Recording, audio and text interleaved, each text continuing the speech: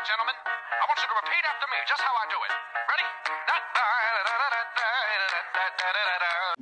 Hey guys, I am Zach, the Value Seeker. And I am Bronson, the Bargain Commander.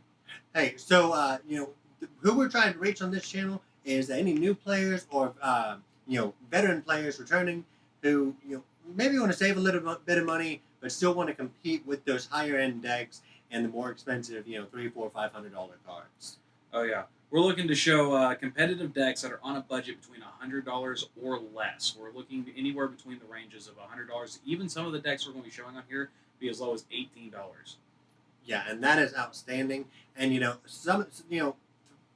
while looking at these requirements and stuff like that, things that we are going to be looking for are price. Not just necessarily how much you spend on maybe a pre-con deck, but also what the individual cards are broken down after you've made some of those upgrades to those pre-cons, stuff like that, to see what works, what doesn't work, and see the overall price of the cards. We're also going to be looking at what these decks do in the early game. What are they doing to get to that mid game, and even how they're going to either A, accelerate their own growth, or B, manage to try to even win as early as turn 5. Yeah, and also past that turn 5, any kind of mid game, what kind of things are happening with the deck as far as sustainability throughout the game, or seeing if you can wrap it up here pretty quick within turns maybe 5 to 10, somewhere in there.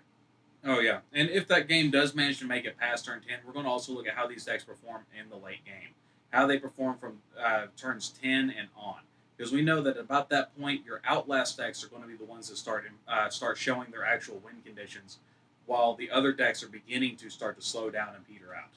Exactly, and you're really looking at how you're going to close out that game at the end. What kind of win cons are in the game. What decks are still going strong, what decks are starting to peter out, and which ones just might come out of nowhere to finish that game. So we're looking at things like that. We're also going to be looking at how do these decks recover after you get hit with major disruption. Things like board wipes, even Cyclonic Rift, or as far as Devastation Tide. What do we do to make sure that our decks are able to continue to function after we get hit with that massive level of removal, and see how we can recover and keep pushing into that mid to late game.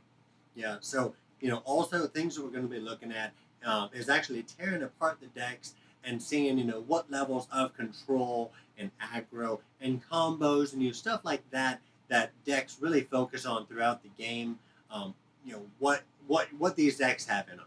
Oh yeah, we're also looking at what are the basic decks. We're going to be looking at the deck's colors, their curve, how they're going to be curving out and do those colors very quickly and easily. Exactly, and based on the price, how it's going to do throughout the game, and how it's going to recover, and what kind of cards are in the deck.